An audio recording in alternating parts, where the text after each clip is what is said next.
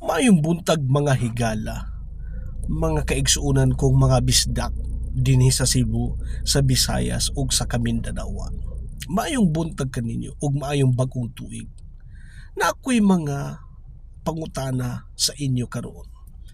Paghisgutan nato ang usa ka opportunity sa pagninegosyo. Ako nasayod nga naatay mga kaigsuunan nga negatibo na gyud ang ilang impresyon, ang ilang perception, ang ilang rason paghisgutan nato ang pagninegosyo, opportunity sa pagninegosyo. Pero kadtong mga kababayan, mga kaigsuunan nakong mga bisdak na abri pa ang ilang paghuna-huna, paghisgutan nato ang opportunity sa pagninegosyo. Padayon na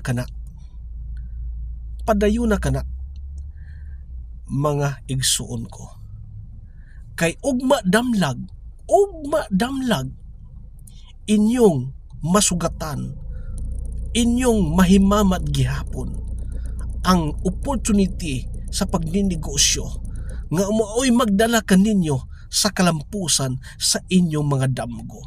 Once again, kini inyong Coach Ernie. Bye for now and God bless.